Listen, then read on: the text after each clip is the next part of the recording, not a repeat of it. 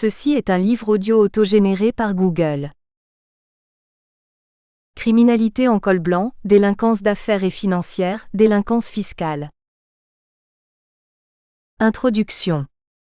Il n'existe pas de définition officielle, légale, de la criminalité en col blanc. Le concept initial de criminalité en col blanc consistait à faire reconnaître qu'il existait une délinquance économique et d'affaires, astucieuse, émanant de nantis dont le traitement était spécifique. Il convenait de ne pas l'oublier tant on focalisait sur une délinquance plus classique et physique, celle des plus pauvres, des plus soumis, bref de la plèbe. Mais Sutherland, sociologue américain, qui fut l'un des premiers à aborder le sujet et à utiliser l'expression, n'a jamais prétendu à une approche immuable de la criminalité en col blanc. Il a lui-même modifié le profil du criminel en col blanc, en ne cantonnant pas toujours son appartenance aux classes les plus aisées. La mondialisation, la modernisation de l'entreprise, l'apparition des nouvelles technologies, la dématérialisation, l'utilisation de sociétés offshore tendent aujourd'hui à accroître et modifier le concept de délinquant en col blanc. Il ne s'agit plus seulement du dirigeant, mais de managers, de simples cadres, voire de toute personne dont le statut social n'est pas nécessairement élevé, mais qui maîtrise quelques connaissances spécifiques, telles par exemple le droit fiscal ou financier, la comptabilité ou mieux encore l'outil informatique, NTIC. En ce sens, la cybercriminalité nous paraît être une forme de criminalité en col blanc.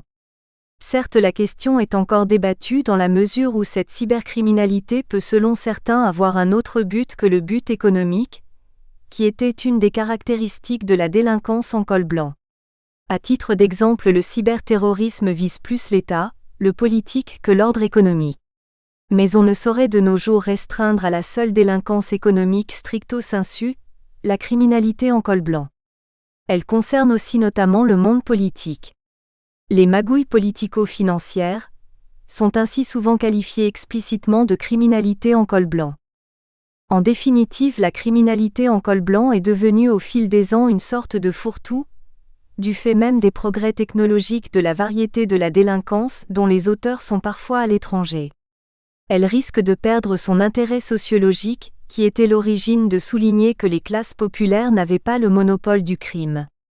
Mais il faut tenir compte des réalités et des évolutions.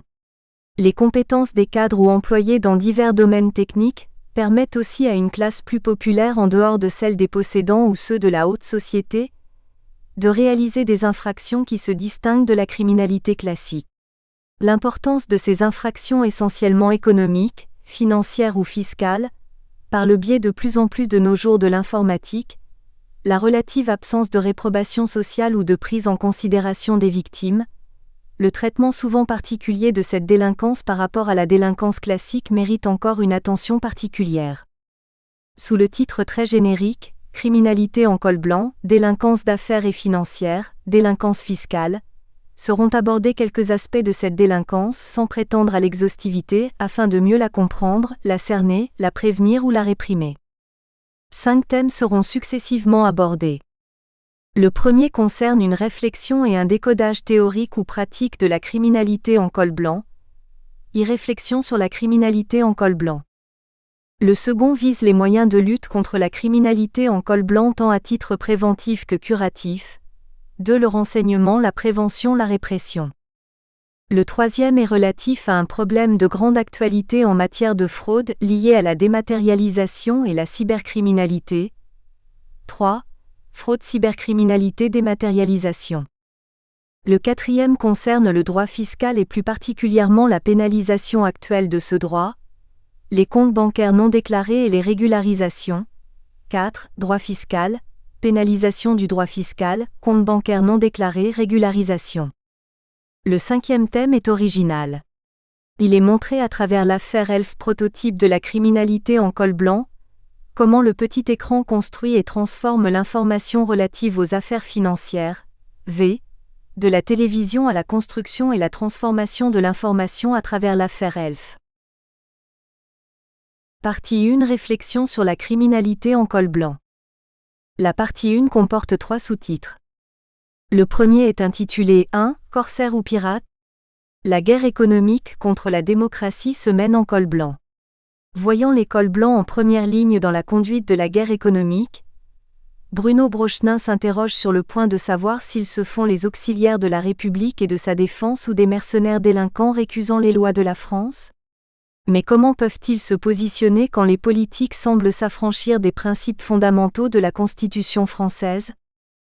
Le second sous-titre est dénommé 2. Le criminel en col blanc Madoff, Kerviel, Servier-Cahuzac. Jacques Delga tente d'appréhender la notion de délinquance en col blanc et souligne son évolution. Mais il pose aussi et surtout la question des responsabilités. Les délinquants les plus médiatisés ne sont peut-être pas les plus importants. Le troisième sous-titre est appelé 3. Magie, manipulation et management. Jean-Louis Roy tente de décoder la construction et les arguments fallacieux de nombreux modèles économiques, qui présentent pourtant en apparence une grande cohérence. Ils conduisent cependant à des fraudes financières considérables. L'auteur décrit les manipulations. Il s'appuie sur de nombreux exemples concrets Madoff, Messer Vivendi Olympus, etc. Partie 2. Le renseignement, la prévention, la répression. La partie 2 comporte 7 sous-titres. 4. Les lanceurs d'alerte, Adeline Plancart. Les questions relatives aux lanceurs d'alerte sont d'une grande actualité. L'auteur Adeline Plancart a effectué une étude sur le cadre dans lequel les lanceurs d'alerte pourraient intervenir. Un statut est en cours. Le dernier rapport, le projet de loi Sapin 2 de 2016 est évoqué. Il existe toutefois encore quelques incertitudes quant à leur protection. 5. Entre prévention et répression, le fil conducteur du tribunal de commerce de Paris pour préserver la vie des affaires, Brigitte Reynaud. La justice consulaire a subi de nombreuses critiques. Maintes fois on a voulu la réformer. Mais elle subsiste toujours. Mieux, elle permet selon le descriptif de l'auteur de prévenir les difficultés comme de réprimer les infractions. Elle a donc une double face. Elle est surtout pour Brigitte Reynaud proche de la vie des affaires en constante évolution. L'article détaillé de B. Reynaud donne l'avis du tribunal et le ressenti d'un magistrat, ce qui est rare. 6. Quels enjeux et quels moyens pour appréhender la lutte contre la délinquance financière au sein de l'entreprise, tous acteurs, tous concernés, Olivier Charrier. L'auteur Olivier Charrier évoque la notion de délinquance en col blanc et les difficultés de définition de ce concept.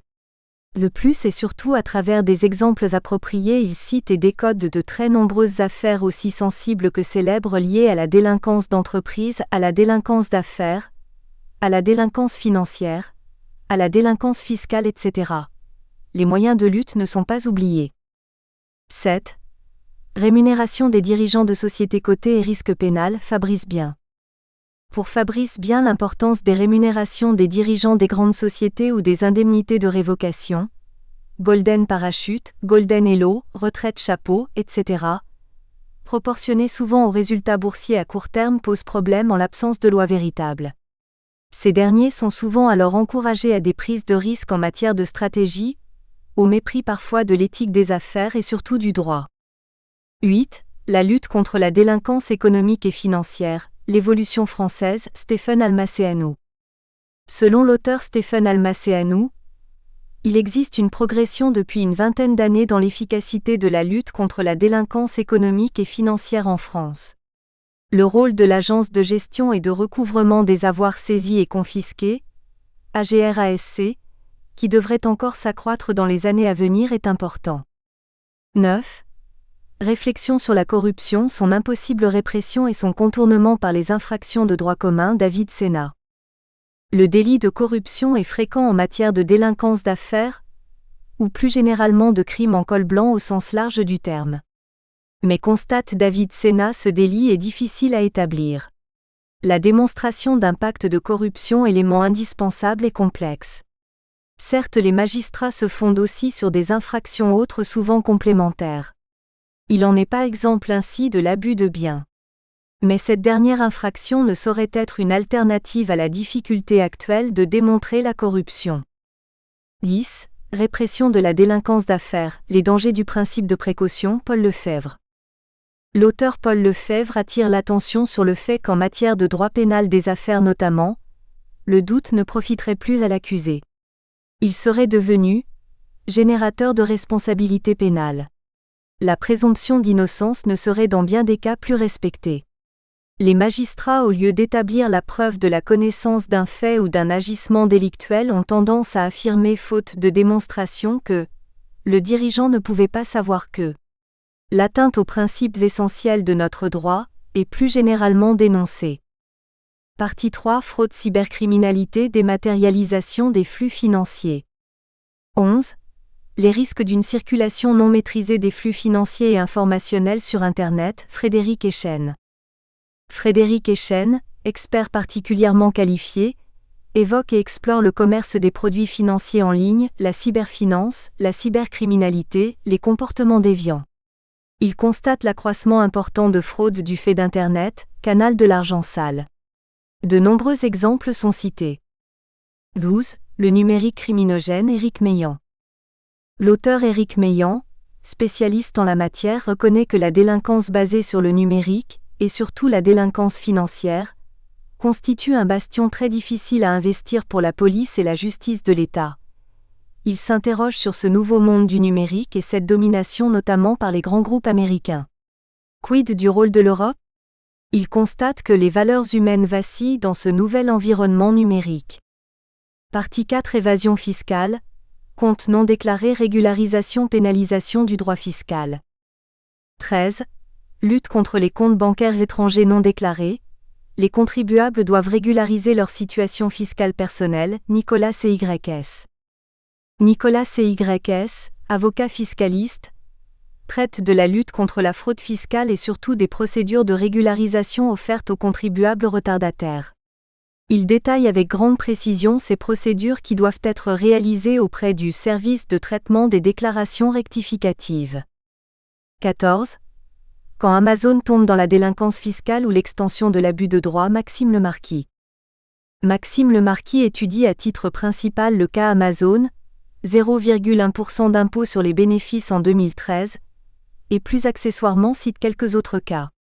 La question est celle délicate de l'optimisation fiscale. Les tactiques et techniques légales, à la marge ou susceptibles de poursuites pour abus de droit et illégales sont soulignées. 15. L'instauration d'une police fiscale, contrôle ou investigation. Christian Lopez. Christian Lopez souligne que le renforcement de la lutte contre les paradis fiscaux a été l'occasion d'instaurer la Brigade nationale de répression de la délinquance fiscale, communément appelée police fiscale, dotée de moyens d'investigation similaires à ceux de la police judiciaire. Ce nouveau dispositif étend les pouvoirs traditionnellement attribués au fisc, dans le cadre des vérifications de comptabilité. Il critique les pouvoirs de cette police fiscale, estimant qu'il existe des risques de déséquilibre entre les droits du contribuable et l'administration, ainsi que des risques de confusion et de détournement de pouvoir.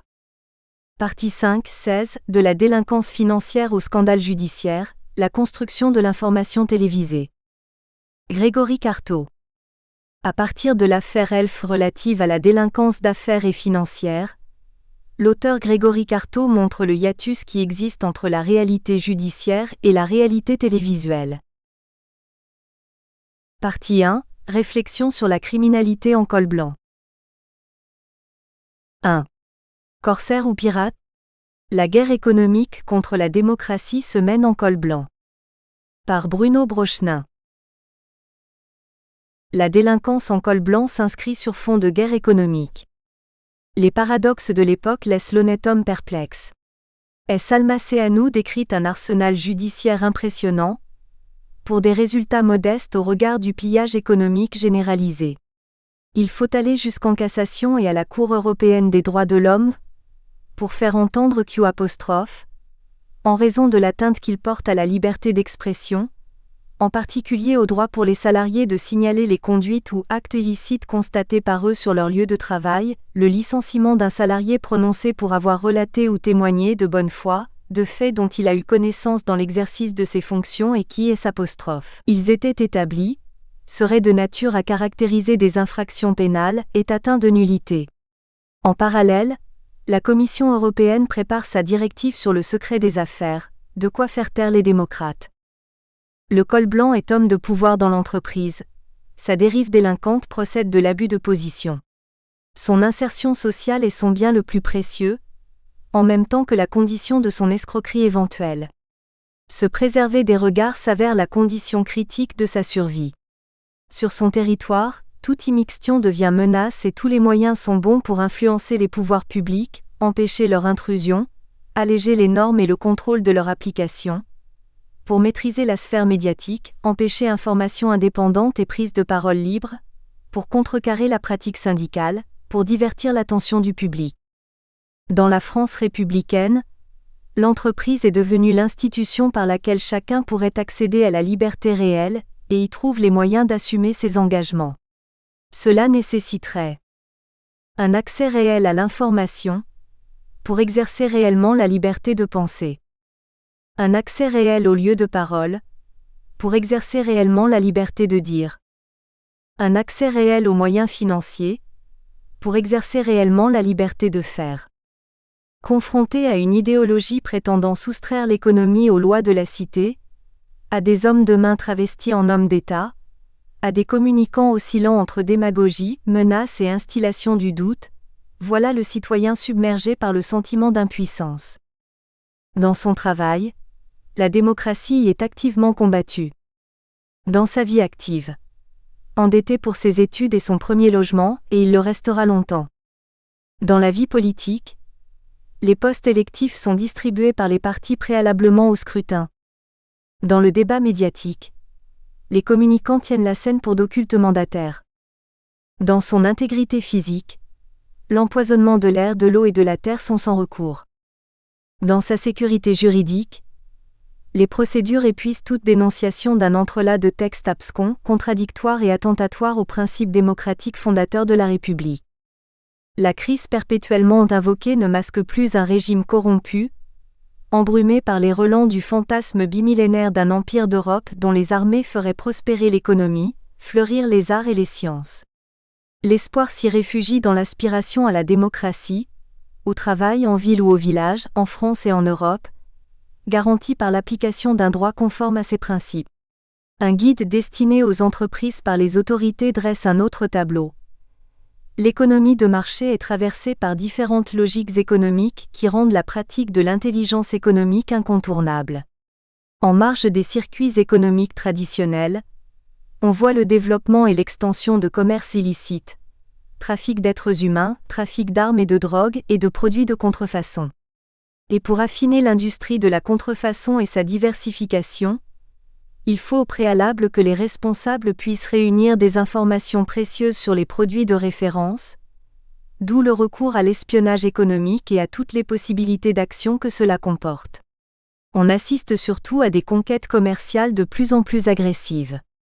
L'ouverture des marchés a favorisé la multiplication des concurrents directs. Désireuses de ne pas perdre pied dans leur propre secteur, les entreprises délocalisent vers les pays où le prix de revient de la main-d'œuvre est plus attractif. La guerre économique est animée par ces logiques, avec un point commun, le rôle clé de l'information et de la désinformation. Si la confusion du discours est bien l'arme maîtresse de la guerre économique, le langage des autorités peine à éclaircir le débat. Pourquoi s'inquiéter d'une ouverture des marchés qu'elles ont elles-mêmes instaurée ? Quelle est la légitimité de l'État à s'inquiéter d'entreprises engagées dans la guerre économique? L'entreprise libérale peut-elle se concevoir comme communauté de destin? En quoi les projets de l'entreprise et de la nation seraient-ils liés l'un à l'autre? Qui pourrait s'engager à la fois en tant que citoyen de son pays et en tant que collaborateur de son entreprise?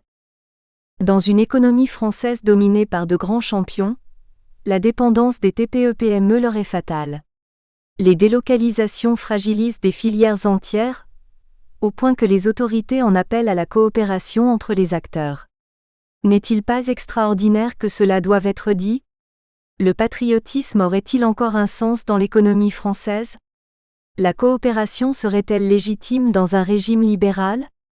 Ou alors, devrait-il condamner ces gladiateurs à la confrontation jusqu'au dernier survivant? Confronté aux questions des consommateurs, le marketing serait perplexe. Les Français sont attentifs à tout et n'ont pas fini d'en appeler à la transparence. Le consommateur réclame qu'on lui raconte davantage ce qu'il y a derrière les produits et services qu'on lui propose. Les recruteurs se montrent vigilants, Nous recrutons des profils Bac+5 issus de grandes écoles de commerce et d'ingénieurs, mais aussi des profils en sciences politiques. Le savoir-être est également important chez nous. Des qualités d'expression orale et écrite sont nécessaires. Nous recherchons par ailleurs des candidats humbles, ouverts d'esprit et ayant envie de s'investir. Ce sont les exigences de la guerre économique. Apprentis, drôles, esthètes, penseurs, cuistres et bons vivants sont priés de s'abstenir. Qu'importe le projet. Qu'importe le mercenaire pourvu qu'il accepte le challenge. Médecins, psychologues, sociologues, juges et avocats s'interrogent. Risques psychosociaux. Le mot prétend taire les blessures de guerre économique. Enfermés dans leur solitude, combien sombre. Selon Jacques Delga, la souffrance au travail est l'un des principaux phénomènes de la vie des grandes entreprises au cours de ces dernières années. Ce phénomène est marquant à plus d'un titre, notamment pour un juriste. Les manuels de droit des sociétés ne font jamais mention, ou si peu, des salariés. Ils paraissent les oublier. Les collaborateurs sont exclus du dialogue dans l'entreprise. Le responsable de la sécurité d'un distributeur de gaz décrit un dispositif bénéficiant du concours de l'armée, de la gendarmerie, de la police, de la diplomatie, des sapeurs-pompiers et des collectivités locales. Or, son entreprise fait l'objet de plus de 15 agressions de toute nature, chaque jour sur le territoire national. Cet homme ne peut comprendre ni accepter ce qu'il perçoit comme un désaveu de la nation. Il voudrait crier à la trahison, mais il ne sait qui est l'ennemi. Au nom du progrès et de la croissance, entreprises privées et publiques appellent à la réforme. Avec l'ambition de vaincre la résistance, la conduite du changement est devenue un métier. Faut-il invoquer l'arriération des mentalités pour expliquer ces entraves au progrès autoproclamé ? Le salaire reçu par ces personnels ne suffit-il donc pas pour qu'ils exécutent les consignes qui leur sont faites ? Les journalistes pensaient exercer leur métier dans une société affranchie des ligues de vertu. Or, dans le questionnement du sens, une morale affleure en silence le citoyen consommateur et la société libérale tout entière. La moralité du projet libéral serait-elle donc en question ? Si par hypothèse, l'idéal libéral n'est pas cynique, les postures idéalistes sont moralement aussi difficiles à accepter. Les docteurs de la foi économique se font muets dans ce débat moral. La doxa des business schools ne conçoit pas les intrications du désordre systémique, ses fauteurs de troubles et ses victimes. Leur postulat d'acteur libre et rationnel est démenti dans tous les grands journaux économiques. Pour survivre à leur époque, leurs bons élèves sont contraints de sortir des modèles qu'ils ont appris. Alors que l'ouverture des frontières fut une décision d'autorité démocratique nationale, la guerre économique mondialisée ne relève plus d'un projet national. On comprend que les services de l'intelligence économique d'État s'alarment.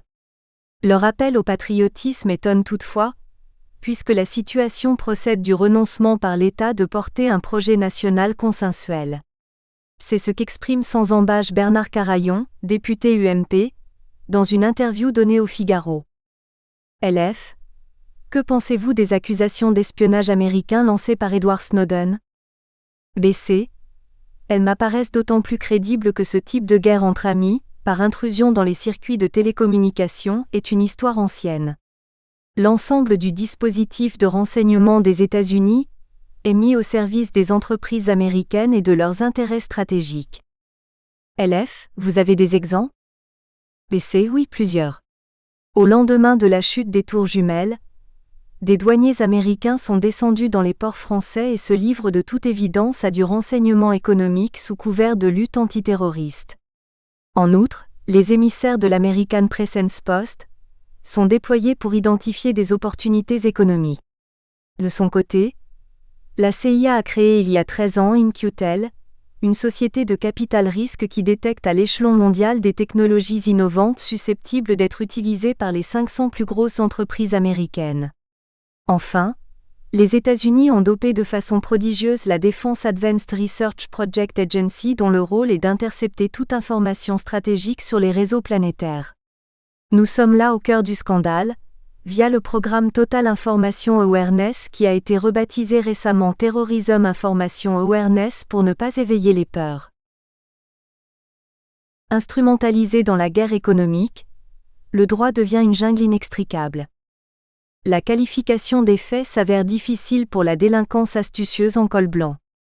Un environnement juridique foisonnant n'éclaircit pas les consciences. Les sources du droit, législation, règlements, jurisprudence se multiplient. Traités internationaux, directives européennes, organisations normatives spécialisées, droit américain relayé par les sociétés mères auprès de leurs filiales.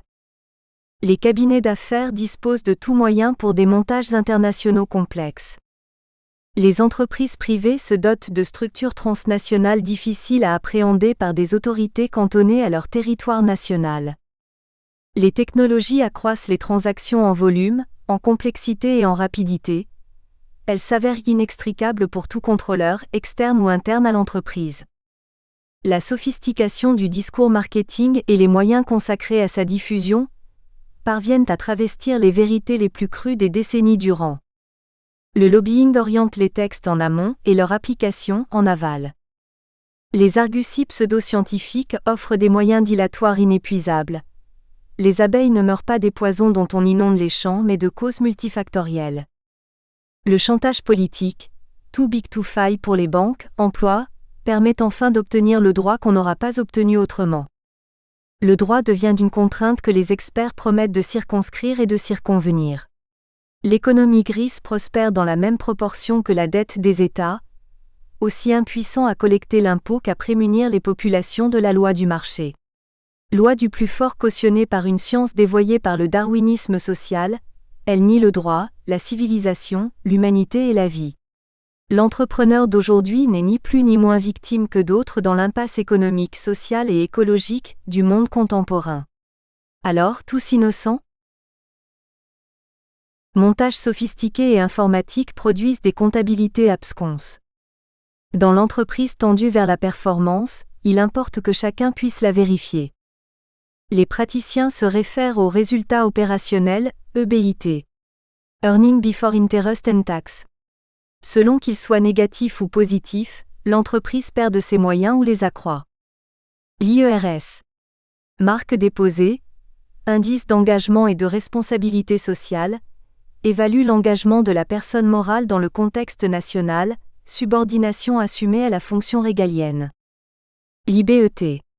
Marque déposée, indice de bien-être au travail, apprécie l'engagement des acteurs internes à l'entreprise, indice de leur relation avec la personne morale en tant qu'ordonnatrice du travail. Le PAGIB. Production intérieure brute, mesure la richesse produite par la nation. La PUPIB, part utile du PAGIB, rendrait au PAGIB une pertinence de sens manifestement perdue. Les technologies créent des usines à données toujours plus considérables. Alors que la comptabilité est récit du passé, l'informatique s'échine à la circonscrire dans l'immédiat, avec le fol espoir d'y lire une prémonition de l'instant suivant. À l'heure du flash trading, les marchés réclament une information en temps réel que les technologues du big data promettent. C'est l'aboutissement de décennies d'industrialisation des comptabilités, pour servir une communication financière toujours plus pressée. L'enjeu n'est rien moins que de fonder les décisions collectives. Or les industriels du chiffre livrent sans délai leur production au marché, qui à leur tour livrent sur l'heure leur verdict sans recours. Les nouvelles prévisions sont déjà publiées. Dans les arrière-cuisines comptables se préparent les provisions qui permettront d'afficher promesses tenues, à défaut de disposer du temps nécessaire au contrôle. Qu'importe alors la vérité des chiffres. À ce stade, le lecteur atterré s'arrête. Que certifient les certificateurs ? Que contrôlent les contrôleurs ? Qu'analysent les analystes ? De quoi les stratèges alimentent-ils leur modèle stratégique ? Quel point de vue l'université exprime-t-elle ? La modélisation de l'entreprise structure les démarches d'optimisation des performances. Le modèle analytique permet au logiciel comptable de déverser ces flots de chiffres qui fondent tant de décisions. Quand la documentation du modèle subsiste, qui l'interroge ? Quels moyens les managers ont-ils pour le bousculer ? Voudraient-ils prendre la peine de s'interroger ? Le nouveau mois serait clos et le logiciel livrerait son nouveau lot de chiffres. Occultant leurs effets systémiques globaux, les modèles en vigueur obscurcissent la compréhension des faits. Ils répercutent la charge du désordre sur les activités qui en manifestent les symptômes, plutôt que sur les activités qui en sont les causes. Les comptes de la nation s'avèrent vides de sens. La comptabilité évalue la dette et trace sa circulation entre les êtres. Le jeu du pouvoir s'inscrit dans le jeu des écritures. Les normes comptables deviennent porteuses de tant d'enjeux qu'elles deviennent terrain d'affrontement. La nation entière aspirerait à la croissance de la production intérieure brute, PIB, dont procéderait le bonheur. Enfermés dans leur logique circulaire de la croissance et du progrès, les docteurs de la foi économique échouent à sortir de la crise. Sacrifiant les hommes pour rétablir les comptes, sans croissance ni progrès, la perte de sens est totale. La prise de conscience écologique et l'overdose de consommation font leur œuvre. Le projet libéral authentique ne tient pas à un besoin insatiable de gagner plus, mais au désir simple de vivre mieux, ici et maintenant. Avec l'appui d'une informatique comptable surpuissante, on s'étonne d'une telle impasse analytique.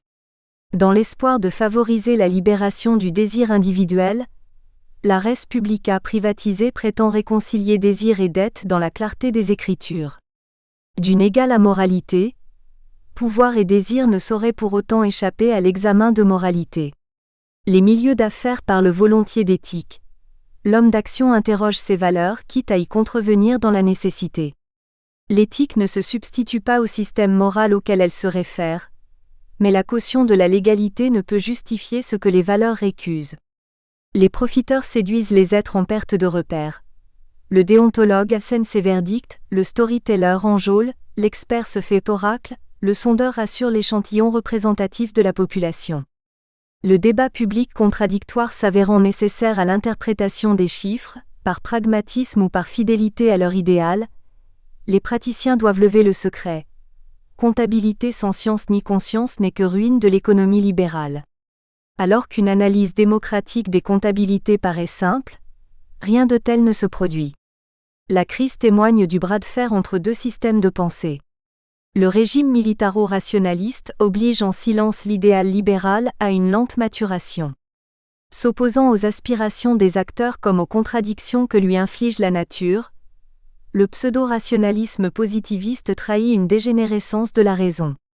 Pour franchir une nouvelle étape dans le projet de libération des acteurs, l'économie se métamorphose. Un système monétaire à contre-emploi. Pour l'homme d'affaires, l'argent n'a pas d'odeur et sa comptabilité serait un reflet fidèle et sincère de la situation de son entreprise. N'interrogeant ni la fin ni les moyens, la comptabilité rapporterait des faits et n'exprimerait pas de sens pendant que le pouvoir d'achat distribue les bienfaits de la croissance.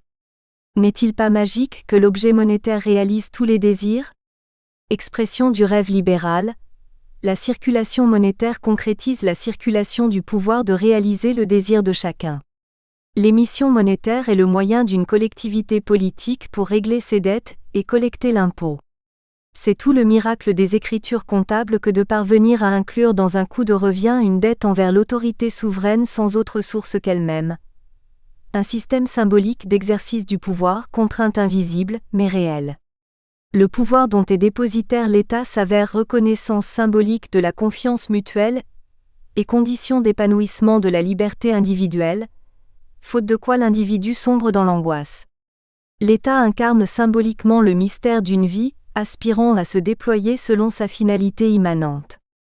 Libérant le désir, la révolution libérale ne peut affranchir l'individu de sa dette envers la collectivité qui lui permet d'advenir.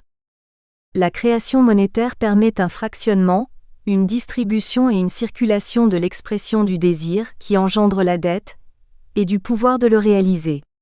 Or l'expérience montre que l'apparente uniformité des grains dans le nuage des poussières individuelles conduit à la concentration de la masse monétaire entre les mains de quelques-uns.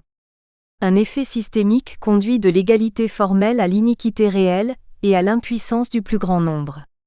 La société doit donc s'organiser pour permettre une vie décente à tous et à chacun. Or certains théoriciens prétendent dissocier le pouvoir de création monétaire du pouvoir démocratique. Qui d'autre aurait donc une meilleure légitimité ? Monnaie instituée par des pouvoirs, l'euro questionne néanmoins sur sa légitimité politique et historique. Les États ont remis leur monnaie à une banque centrale décrétée indépendante, qui elle-même laisse à des institutions bancaires autonomes la réalité du pouvoir de création monétaire. Une telle situation s'explique difficilement, en dehors d'une pensée au sommet de la confusion. On hésite entre coups de force politique et escroquerie, l'un n'excluant pas l'autre. La rhétorique de l'innovation évacue le questionnement de l'intention. Lorsqu'une organisation s'engage dans le renforcement du dialogue, la mobilisation s'avère manifeste. Une récente expérience en montre l'exemple. Pour que l'essor des nouvelles technologies soit une opportunité plus qu'une contrainte, la Société Générale s'est lancée dans une démarche inédite de co-construction à la mode 2.0 avec ses 155 000 collaborateurs dans le monde. Ce projet, baptisé Projet expérimental participatif et stimulant, a mobilisé 15 000 collaborateurs dans 19 pays. Ils ont élaboré plus de 1000 suggestions, soumises ensuite au vote. Il n'y aura pas de grand soir de la transition numérique. Il faut concevoir des mouvements incrémentaux qui partent du terrain, prévient le PDG. Tout l'enjeu est de maintenir la dynamique participative sans froisser les directions. Comprendre et intégrer les mutations considérables apportées par le numérique représente un enjeu de performance, de différenciation et de compétitivité essentiel pour notre groupe, explique sa directrice des ressources et de l'innovation. L'initiative semble suffisamment rare et originale pour mériter un article documenté dans un grand journal économique, ou relève d'un plan de communication. À l'initiative de la directrice des ressources et de l'innovation et de la directrice de la communication, le groupe bancaire a invité ses équipes à réfléchir durant un mois au travers du réseau social interne SG Communities à L'. Impact de la transition numérique sur les comportements dans 3 domaines. La relation client, leurs propres conditions de travail et les systèmes technologiques de la banque. On peut imaginer que le message intentionnel ait été « Réjouissez-vous, votre entreprise a jugé bon d'investir dans l'innovation technologique ». Quant à la modalité participative choisie, ces initiateurs espéraient-ils une aula d'enthousiasme approbateur? L'habillage en une démarche inédite de co-construction laisse perplexe. Comment engager les collaborateurs, indépendamment de leur hiérarchie? Alors qu'ils expriment leur désir d'un dialogue constructif avec leur management, celui-ci n'en attendait pas tant. Les sujets sont pourtant d'importance pour l'entreprise. La relation client, les conditions de travail et les systèmes technologiques. Comment comprendre qu'ils ne soient pas l'objet d'un dialogue constant entre le management et les collaborateurs de l'entreprise? La confusion générale installe les acteurs dans le rapport de force. Quelles sont ces représentations socialement convenues, support sous-jacent, constant et silencieux, de la communication et des actes dans l'action collective? Enracinées dans l'imaginaire, elles déterminent la réalité de choix, de comportements, d'actes et leurs résultats. Ces représentations tirent leur force opératoire du fait que personne n'a à les expliciter. La répétition de résultats indésirables doit cependant alerter les acteurs sur l'obsolescence de leur modèle. Certains objecteront qu'il serait contradictoire d'imaginer des acteurs libres et malgré tout liés entre eux de façon systémique. Cette contradiction n'est qu'apparente, car ce lien mutuel dépend du sens que chacun y octroie. Dans les termes de Marcel Gauchet, la révolution libérale signe l'avènement de l'autonomie autant qu'elle rejette toute idée d'hétéronomie, c'est-à-dire d'une détermination de la personne par des forces externes. Le point de départ du présent article étant le credo dans le dogme de la liberté, l'exercice de la liberté s'incarne en soi, dans la société et dans le monde. La liberté réelle n'existe qu'en fonction du cadre dans lequel elle se déploie. La psychologie actuelle exprime l'homme en tant qu'être de désir, irréductiblement personnel et sauvage, et de langage, irréductiblement social et sociable. La triple rencontre du désir avec soi, avec autrui et avec le monde nécessite d'être pensée pour advenir. Dans ce vocabulaire, le projet libéral est celui d'une libération du désir en chacun constitué comme individu. Ce projet s'incarnant dans l'entreprise, les acteurs s'interrogent d'autant plus qu'ils éprouvent les effets de la crise. Une direction qui occulterait ce questionnement commettrait une erreur fatale. La recherche universitaire française a produit une science du danger, nommée Cindini. Elle inscrit tout corps social dans un cercle magique, conjonction de ses objectifs, de ses valeurs, de son modèle de fonctionnement, de ses règles et de son système comptable. La force du collectif tient à l'adhésion des acteurs à une vision partagée sur ces 5 dimensions. L'ambiguïté fissure la confiance mutuelle, le charme est rompu, le lien se défait et l'organisation redevient poussière. chaque entreprise est à soi-même son propre hyperespace du danger. Le modèle syndynique oppose à tout déterminisme l'axiome d'ago-antagonicité selon lequel toute interaction ou intervention sur un système comporte deux composantes d'effets opposés, l'une réductrice du risque, l'autre créatrice de danger. La liberté s'inscrit dans les interstices entre l'ordre et le désordre. Le désordre n'est pas plus en soi un problème que le retour à l'ordre n'est une solution. Il appartient aux acteurs de débattre chaque jour des ambiguïtés qui les divisent, car un statu quo serait illusion, ce que résume l'axiome de transformation. Les incidents, accidents et catastrophes sont des symptômes révélateurs des ambiguïtés. Ils opèrent comme transformateurs de situations. Chaque organisation connaît des risques spécifiques comme des déficits culturels, culture d'infaillibilité, simplisme, non-communication, nombrilisme, des déficits organisationnels, domination du critère productiviste sur les aspects sûreté ou sécurité et dilution des responsabilités, des déficits managériaux, absence d'un système de retour d'expérience, de formation du personnel à la syndynique et de préparation aux situations de crise. Dans tout projet social, cette analyse s'avère majeure. Un projet bien partagé présente les meilleures garanties de succès. Dans le cas contraire, le projet constitue en lui-même un risque pour l'entreprise.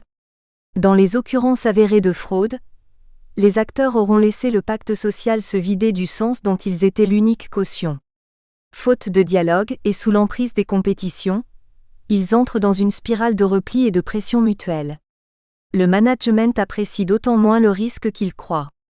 L'agressivité nourrissant l'esprit de conquête, les entreprises constituent une société guerrière rassemblée par sa volonté belliqueuse.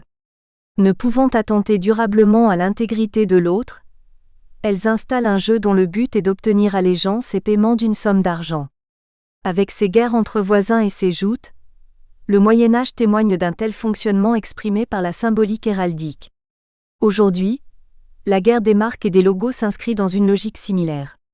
Compétition et escarmouche visent plus à maintenir l'agressivité des troupes qu'à terrasser quiconque. Le rituel social prévaut sur le réel.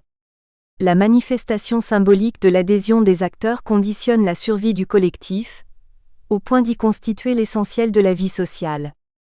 Comment préserver la pluralité des êtres dans une organisation de combat?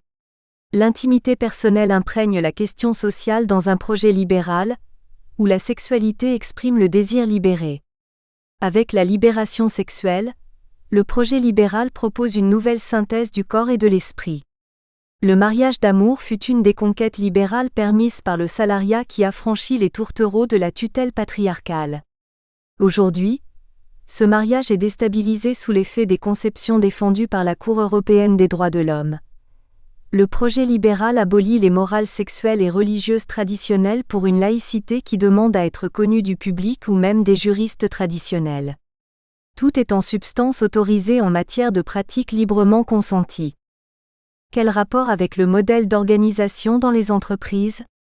Une virilité sûre d'elle-même joue un rôle si installé que les acteurs n'en ont pas toujours une claire conscience. Par leur posture, les militants de l'égalité entrent en résonance avec la culture ambiante de la confrontation. Ils confortent le statu quo. Pour celui dont l'emploi et le gagne-pain s'ajoute la difficulté affective à dépasser un modèle intériorisé au plus jeune âge avec les parents et la fratrie, et la difficulté relationnelle quotidienne dans un collectif grégaire. Que le contestataire franchisse l'obstacle à transgresser les représentations de soi et des relations à autrui selon l'ordre militaro-viril, il lui faut affronter sur le plan des idées un collectif dont les représentations excluent le doute. Fausse science à l'appui, la lutte pour la vie est brandie comme loi d'airain de la nature et impose par antiphrase la loi du plus fort. Des êtres convaincus que leur puissance les investit de la mission de perpétuer l'espèce, n'interrogent pas leur discernement, et ne s'encombrent pas de celui d'autrui. Pourquoi débattre quand l'institution légitime l'opinion majoritairement exprimée?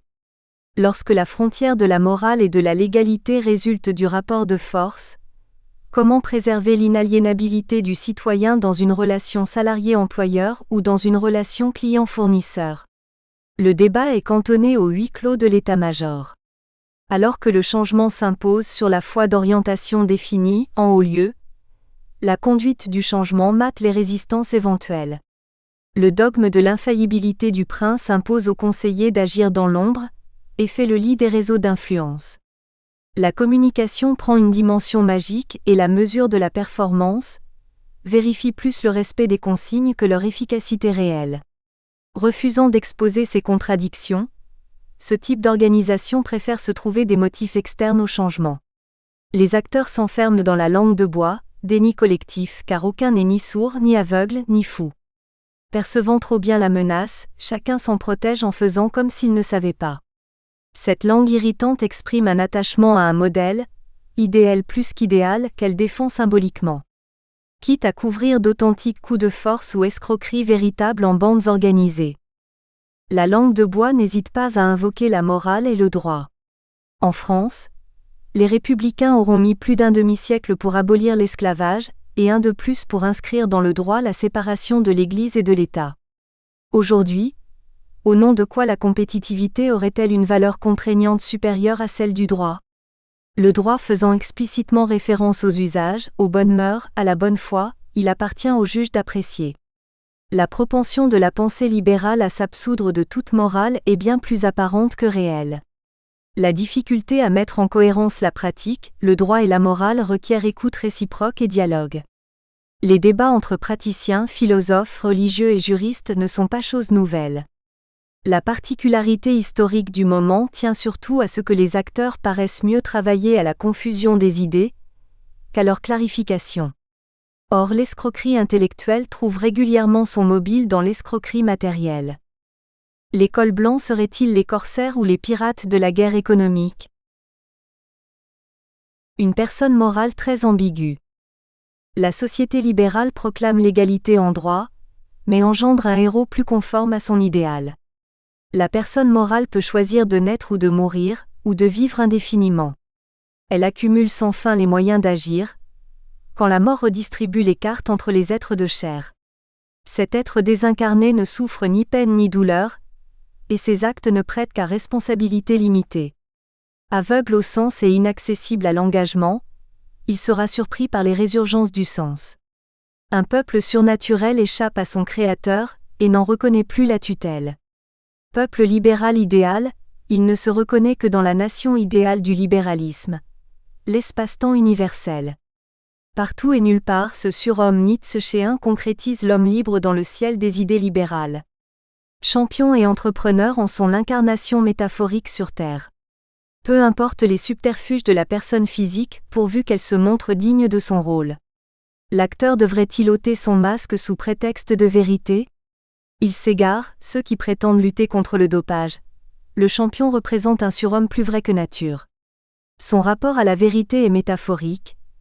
Comme le Christ et les saints incarnent sur terre ce que sont Dieu et ses anges dans le ciel, comme les gladiateurs du cirque romain représentaient les puissances invisibles.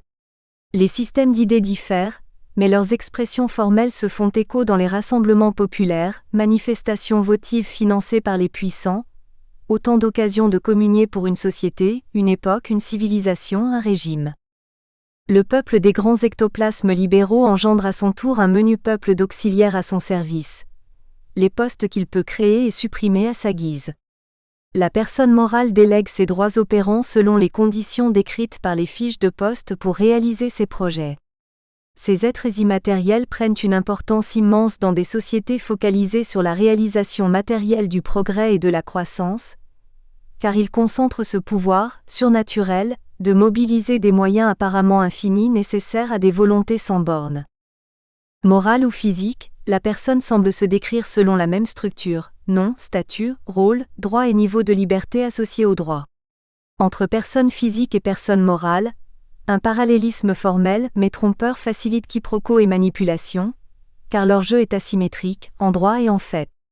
La personne morale sociale assigne à la personne physique une position structurelle. L'homme désireux de concrétiser son idéal libéral se met au service de l'être susceptible de le réaliser. À l'opposé de l'allégeance du vassal envers le suzerain médiéval, personne physique, la personne morale n'a accès ni à l'engagement ni au sens. Comment comprendre alors qu'elle se targue de moralité ? À l'inverse, la personne physique ne sait vivre et travailler que dans le sens, c'est-à-dire dans la cohérence entre le penser, le dire et le faire, c'est-à-dire encore dans un engagement total à chaque instant. Dans l'exercice de son poste, elle porte le masque de la personne morale. Lorsque la personne morale supprime un poste, la personne physique trahie pourrait penser échapper à la précarité en s'engageant auprès d'une autre organisation mettant en scène l'engagement. C'est un pacte avec le diable, car les autres organisations n'hésitent pas plus à trahir leurs serviteurs chacun à leur tour. La différence entre l'organisation militaire et l'organisation criminelle n'est pas dans sa structure, mais dans sa soumission assumée au pouvoir politique légitime. Étant convenu que l'organisation criminelle est immorale, l'autre semble justement dite morale. L'asymétrie du rapport entre personne morale et personne physique ne laisse cependant pas celle-ci sans ressources. Si la personne morale est détentrice des moyens matériels, la personne physique est seule détentrice du sens. L'organisation morale se met en danger lorsqu'elle opère une translation des contrats stables vers des contrats précaires. Rendant impossible un quelconque engagement de la personne physique, celle-ci se noie dans la perte de sens. Le droit français réagit en réaffirmant l'obligation de concevoir chaque poste de façon à ce qu'il puisse être effectivement tenu par une personne physique. C'est le sens d'un arrêt de la Cour d'appel de Paris, à propos d'un projet de réorganisation à la FNAC. Ce projet fut suspendu au motif que ses concepteurs n'avaient pas évalué précisément la charge de travail de chacun des postes, dans leur configuration à venir. Toute personne physique appartenant d'abord à sa communauté nationale, et le lieu de son action quotidienne étant l'entreprise, comment comprendre le positionnement de l'entreprise dans la communauté nationale ? Dans une perspective libérale, il est naturel pour un pays d'accueillir une entreprise étrangère. En retour, cette entreprise ne saurait se livrer à une guerre chez qui l'accueille. Quant à une entreprise nationale, pourrait-elle se livrer à une guerre qui ne serait pas conduite par son gouvernement ? Or, le préambule de la Constitution de 1946, repris par la Constitution française de 1958, n'admet plus les guerres de conquête. Article 14. La République française, fidèle à ses traditions, se conforme aux règles du droit public international. Elle n'entreprendra aucune guerre dans des vues de conquête, et n'emploiera jamais ses forces contre la liberté d'aucun peuple. La guerre ne saurait plus se comprendre en France que dans un contexte de défense nationale, ce qu'exprime l'appel à l'intelligence économique, précédemment cité. Il appartiendrait à chaque entreprise d'expliciter sa situation particulière au regard de la défense nationale et les modalités de sa mobilisation. Hors du cadre politique national, la guerre économique n'est qu'usage délinquant du rapport de force économique. Or la confusion des discours égale l'ambiguïté des actes. Dans un tel capharnaüm, quel peut être l'état d'esprit d'hommes libres, travaillant avec l'ambition de vivre paisiblement parmi les leurs ? Comment répondrait-il aux appels à la mobilisation de la part d'organisations, où l'on cherche vainement les structures du dialogue ? Les organisations hiérarchisées sont les proies désignées des cols blancs délinquants. Dans une organisation de type militaire, tout changement volontaire s'effectue sous contrôle de la hiérarchie. C'est la force d'une telle communauté, mais aussi sa grande faiblesse. Un pouvoir centralisé se prend et ne se partage pas, jusqu'au prochain coup. Certains humoristes de la scène politique française qualifient ce mode de fonctionnement de tradition bonapartiste. Lorsqu'une direction annonce un changement, les parties prenantes sont vigilantes au risque de dégradation de la qualité de leur travail selon ces deux composantes, dégradation des conditions de travail, R1, et détérioration des fruits du travail, R2. À défaut d'un diagnostic partagé entre les acteurs, des résistances émergeraient, mais, pavé de ces bonnes intentions, ce diagnostic s'expose à un accord tacite pour ne pas bousculer l'équilibre des rapports. Ensemble et sans concertation, les acteurs occultent les causes systémiques de la situation. Par ce phénomène de dissonance cognitive, les acteurs se protègent d'une mise en cause de leur modèle. Ici survient un risque secondaire pour l'entreprise, qui serait d'engager une lutte contre les symptômes plutôt que de résorber les causes. De la même façon, les parties prenantes sont vigilantes au risque de dégradation de l'exercice de la parole au travail selon ces deux composantes, dégradation des conditions d'expression, R3, et détérioration des relations au travail, R4. La tension entretenue par la logique du conflit peut conduire à une dérive autoritaire. Pour que les forces contradictoires n'entraînent pas l'explosion de l'entreprise, il faut exercer une force de contrainte au moins égale pour maintenir l'ensemble. Le cycle infernal s'enclenche, la liberté d'expression en est la première victime. La revendication du droit à la parole questionne l'organisation des pouvoirs. Internes ou externes, les sources de frustration se font écho et peuvent entrer en résonance au point de conduire certains à l'effondrement. Le chef étant particulièrement exposé à la solitude, celle-ci est plus ou moins compensée par la culture managériale. L'organisation de la communication peut altérer l'évaluation d'une situation. Dans un contexte de tension, ni les collaborateurs ne sont toujours en confiance suffisante pour diffuser les messages d'alerte qui conviendraient, ni la hiérarchie n'est toujours en état d'entendre les messages hétérodoxes. La responsabilité pesant sur le décideur est d'autant plus importante que ses choix engagent durablement la totalité des parties prenantes. Or le décideur est autant homme sur son propre chemin de délibération que rôle social qu'il incarne dans sa fonction. Néanmoins fier de son rôle social, il peut surévaluer celui-ci au point d'altérer sa perception du monde sensible ou sa perception de soi. Ces altérations du jugement n'étant pas confrontées à l'expression de voix différentes, les errements sont hélas possibles, avec toutes leurs conséquences. Pression externe du conflit et pression interne de la compétitivité entrent en résonance, acculant les individus à des attitudes dictées par leurs besoins de sécurité. La collectivité est entraînée dans un repli identitaire par peur de sa propre disparition. La dynamique émotionnelle l'emportant sur le dialogue et le raisonnement, rien ni personne n'est à l'abri. La logique de conflit avec les tiers peut dégénérer à tout moment. La relation n'est pensée que sur le mode de la confrontation, l'organisation ne prévoyant guère de lieu de médiation. Ces phénomènes rendent l'entreprise sourde et aveugle aux alertes sur les mécanismes qui la conduisent à sa perte. C'est ce qui est arrivé à Spanghero, Dexia, Lehman Brothers ou Enron, comme au pouvoir soviétique. L'organisation s'effondre sur elle-même plus qu'elle ne tombe sous des coups de boutoir extérieurs. Chez des acteurs mus par l'idéal libéral, la résistance à une évolution exprime leurs doutes sur son bénéfice au regard de leurs aspirations. Une telle résistance n'existe qu'en fonction d'une résistance de même force, mais de sens opposé de la part de détenteurs de l'autorité sourds à la revendication libérale d'information et de débats contradictoires. Un pouvoir subverti par des forces obscures. Un cas exemplaire de subversion de l'autorité est présenté dans un passionnant article de Jean-François Guéraud. Certaines organisations criminelles savent même transformer la prison, cet espace fermé, en véritable territoire criminel, d'une part, en menant ou en poursuivant depuis ce lieu clos leurs opérations criminelles vers l'extérieur, d'autre part, en parvenant à contrôler le système pénitentiaire lui-même. La prison devient leur chose. L'État est mis en échec sur le territoire en principe le plus symbolique de son autorité ultime.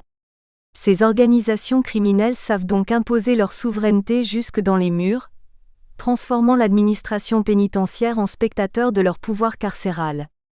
Le territoire carcéral fait alors l'objet d'une cohabitation subtile entre deux puissances rivales. Page 14.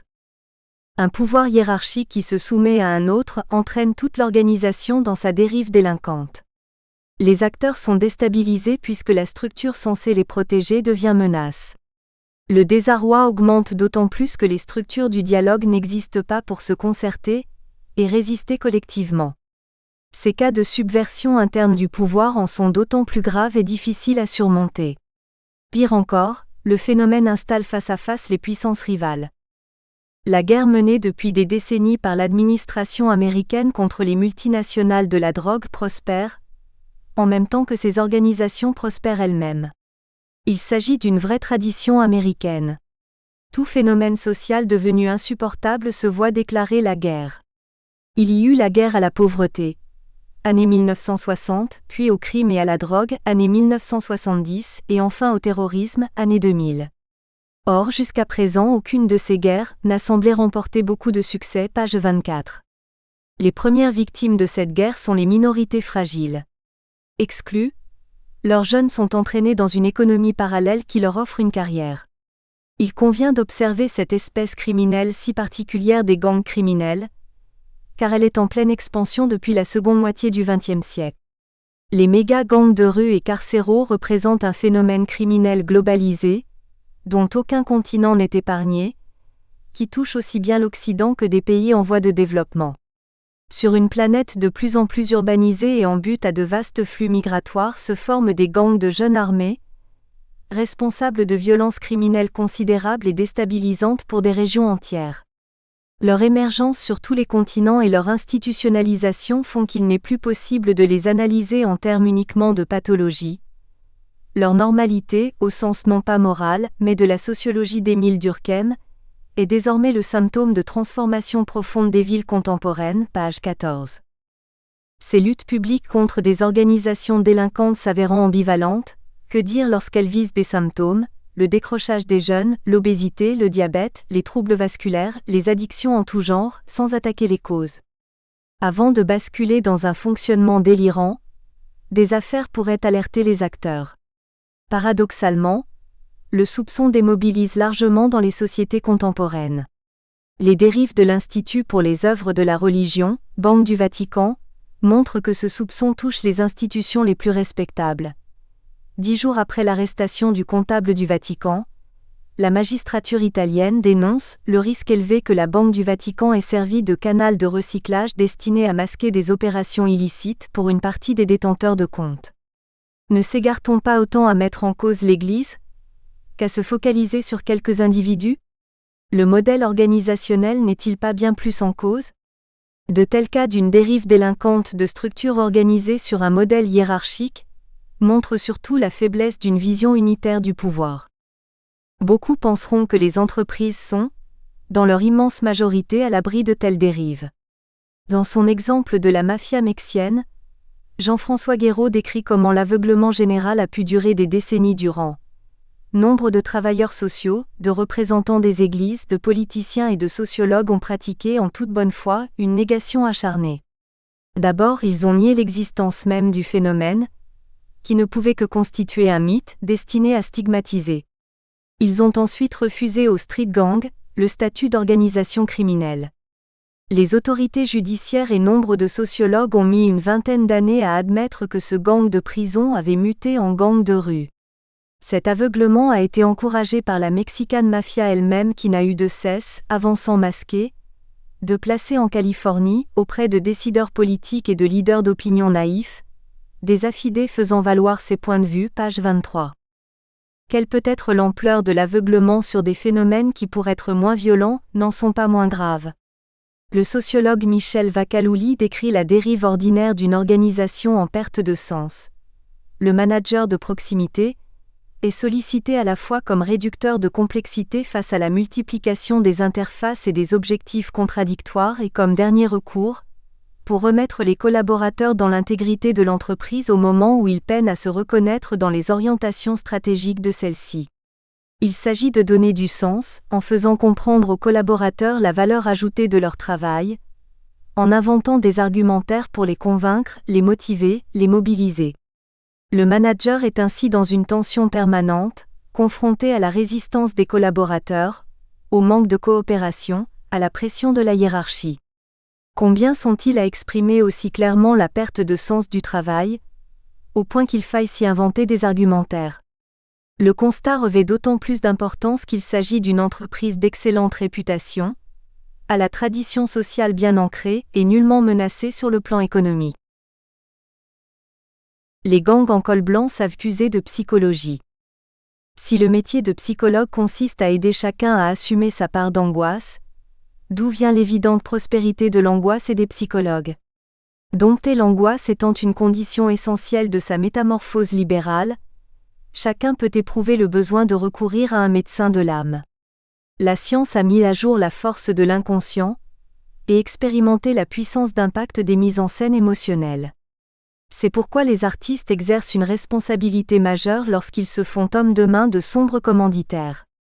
La limite libérale à la pratique du storytelling ne saurait être que le respect de la liberté. Or, seule la clarté de concepts publiquement exposés et débattus offre cette garantie. Lorsque les auxiliaires s'avèrent être des professionnels de santé, leur crime est plus grand que celui de leur donneur d'ordre. L'immoralité la plus pure atteint ces psychologues qui n'hésitent pas à vendre leurs techniques cliniques comme substitut au dialogue managérial. À titre d'exemple, le best-seller de Françoise Kourilski, Du désir au plaisir de changer, le coaching du changement 21, constitue un sérieux signal d'alarme. Il expose le caractère instrumental des derniers développements de la psychologie. La thérapie analytique relève de la psychologie des profondeurs. L'école de Palo Alto a pour sa part adopté une démarche d'une toute autre nature. Elle est holistique, compréhensive au sens de prendre avec. Elle se veut non explicative, non interprétative, mais utilisationnelle, préférant prendre prioritairement en considération les manifestations externes, visibles et audibles des patients. Ces deux approches se séparent irrémédiablement dans leur appréhension du réel. En fait, cette approche se caractérise par son rejet catégorique de toute théorie pseudo-explicative sur les conduites humaines, et pourfend les approches thérapeutiques qui fondent leur démarche sur ce qui est caché. Page 91. L'intention du thérapeute d'être efficace est évidemment heureuse, mais elle interroge singulièrement lorsqu'elle s'exerce hors du cadre clinique. Qu'importe le sens pourvu qu'on ait le changement? Est-ce là une démarche pertinente et responsable? Qui voudrait confier sa vie personnelle ou des affaires publiques à de tels médecins? N'y aurait-il pas une contradiction majeure à qualifier de déterministe, une approche analytique a posteriori quand, dans le même temps, on promeut une technique a priori manipulatoire à des fins utilisationnelles, dans le vocabulaire de l'auteur, c'est-à-dire en vue d'obtenir de façon sûre et déterminée un certain résultat? L'auteur pourfend la démarche analytique. Il est plus efficace en management du changement comme en thérapie, d'identifier d'abord comment les choses et les êtres fonctionnent et de définir des objectifs plutôt que de prendre le risque de laisser dériver, sinon de délirer, dans des pseudo-explications interminables et toujours hypothétiques. Page 97. Ne lui en déplaise, la science consiste à poser des hypothèses et à les confronter au réel pour les démentir. Tous les despotes trouvent cela oiseux. Or son souci d'efficacité, l'auteur ne dit rien de ce qui légitimerait sa démarche. Suffirait-il que le manager décide de modifier le comportement d'un individu pour s'autoriser à le faire?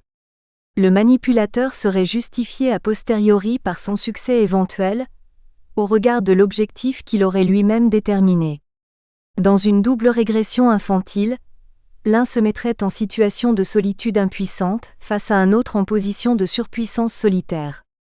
L'entreprise libérale légitimerait-elle d'asservir quiconque?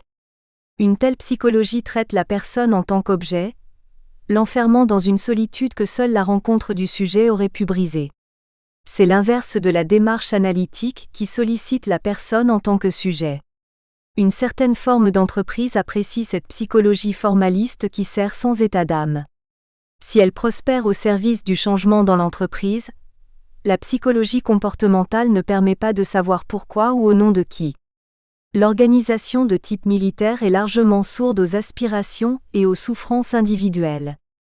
Une personne mue par l'idéal libéral s'y désengage plus ou moins selon sa dépendance vis-à-vis de son emploi.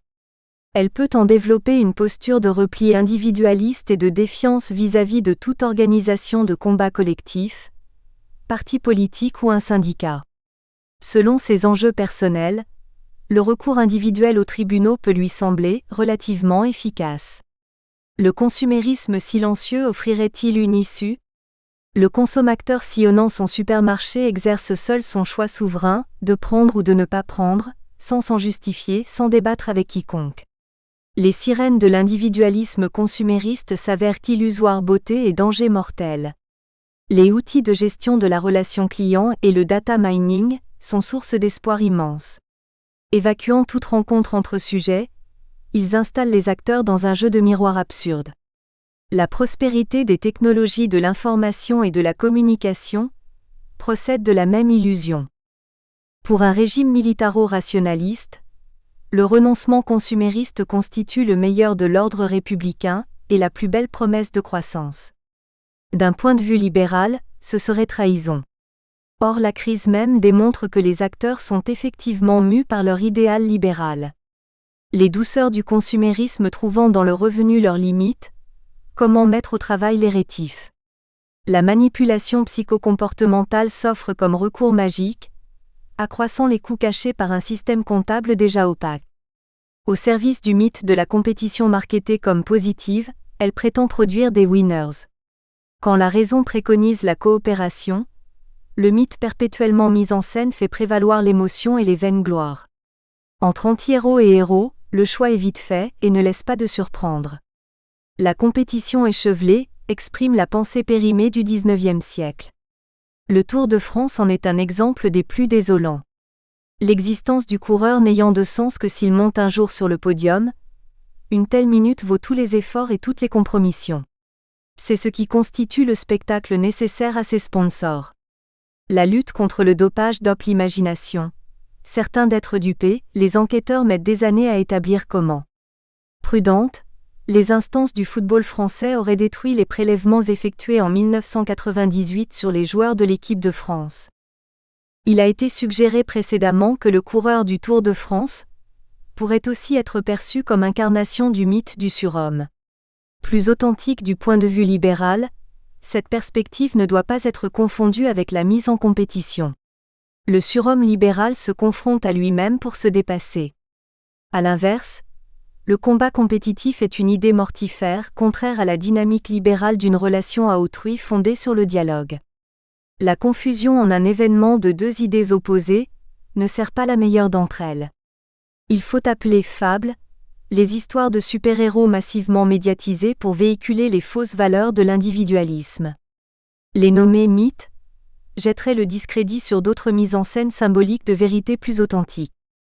Juguler la délinquance en col blanc nécessiterait la restauration de l'État démocratique. Comment la liberté justifierait-elle une économie délinquante ?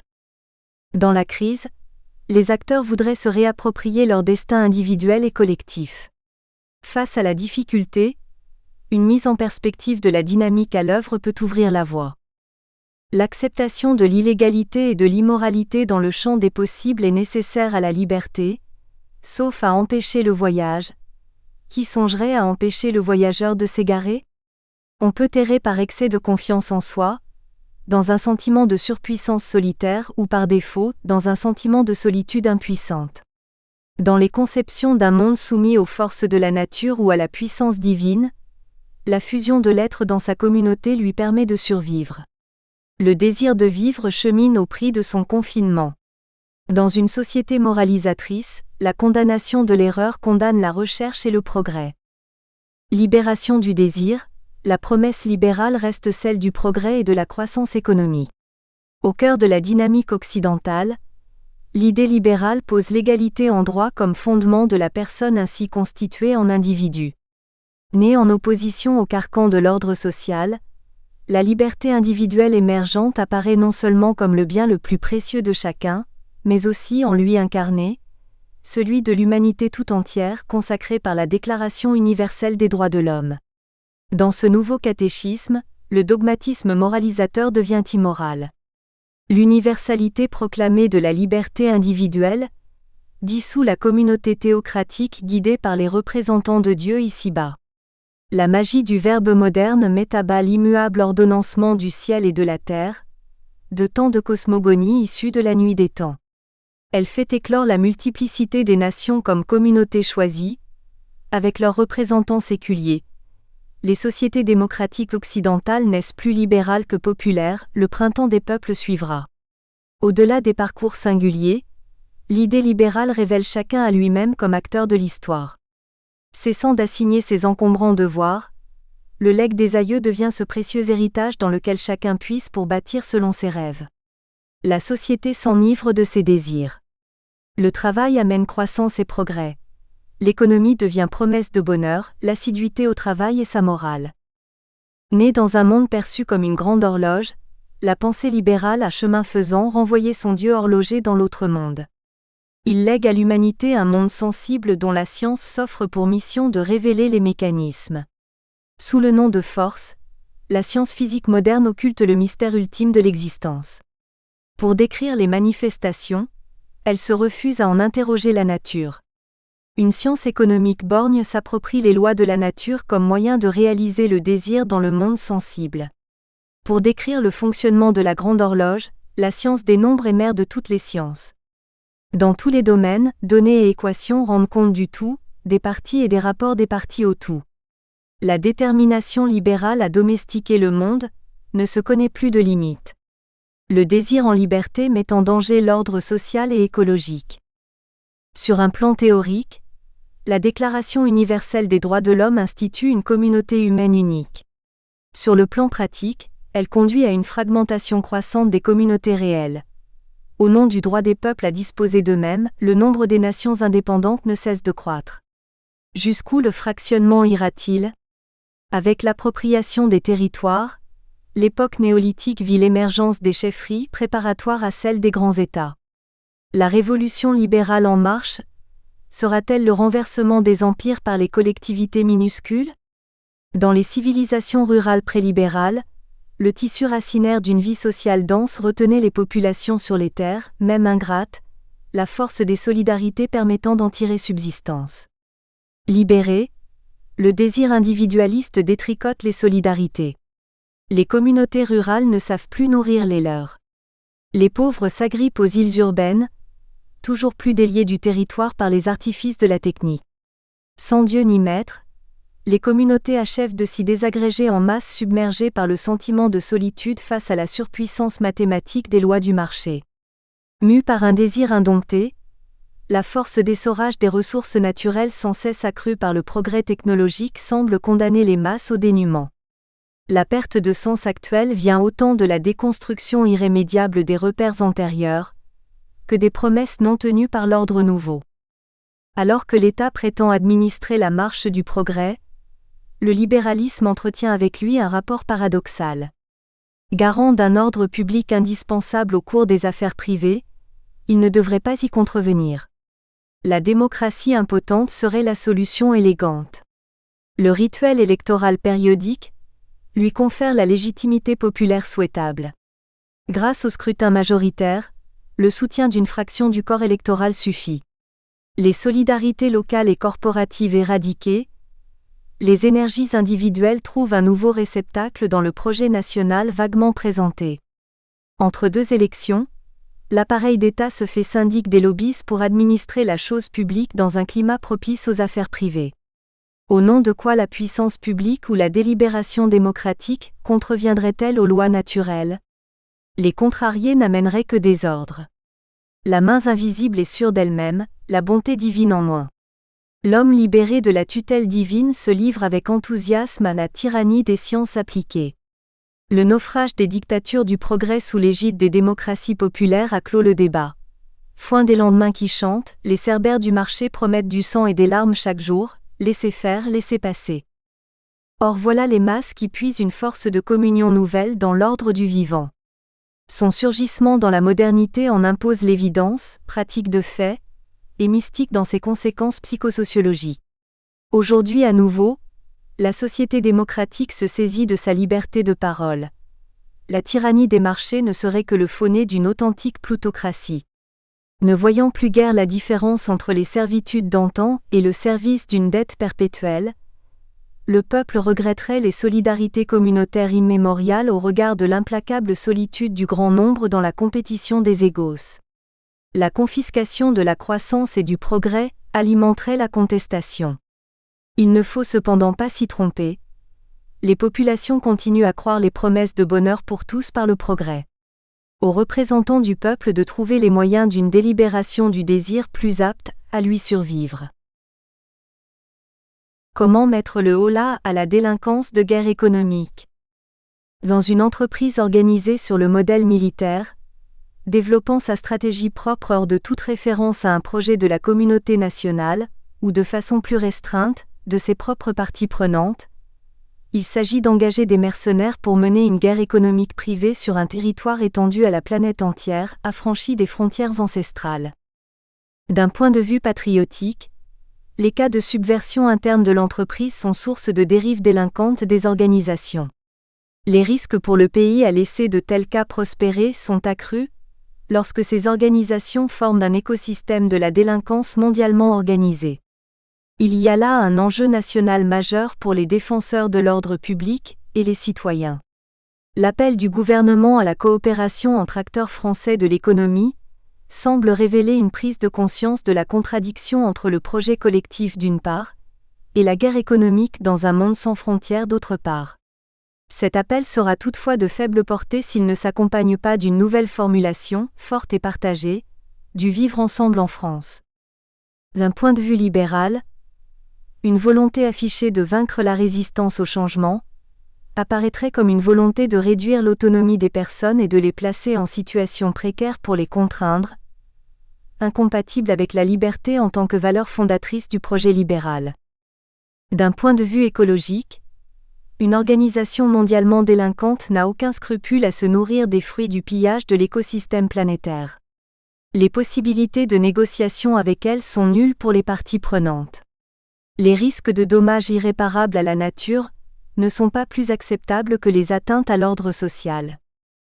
D'un point de vue démocratique, une organisation délinquante n'a également que faire des aspirations des êtres au dialogue, c'est une de ses caractéristiques fondamentales. De ce point de vue aussi, les cas de subversion interne de l'entreprise ne sont pas tolérables. Le paradoxe du libéralisme juvénile est d'avoir si longtemps bâti ces entreprises sur un modèle de fonctionnement militaire. Ce modèle s'avère aujourd'hui fatal aux libertés réelles dans le cadre de la démocratie à scrutin majoritaire. La valorisation d'une expression plurielle devient une urgence absolue pour que les acteurs y retrouvent le sens de leur engagement. La révolution libérale ayant fait son œuvre sur le plan sexuel dans la société civile, les organisations économiques et politiques n'en seraient-elles pas logiquement les prochaines cibles ? Leur résistance à cette évolution exprimerait-elle à quel point leurs animateurs l'ont bien compris, que ce soit consciemment ou inconsciemment ? Le progrès de l'idéal libéral et de la science passe par la réhabilitation du débat contradictoire, facteur primordial du sens comme de la réalisation du désir.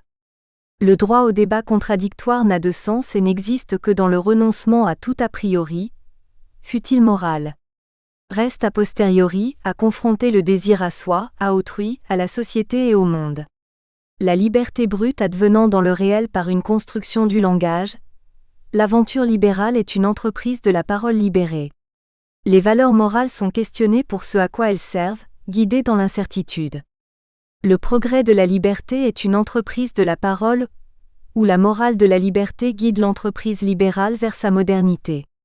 Le caractère totalitaire d'un système de pensée n'est pas moindre pour le système libéral que pour d'autres.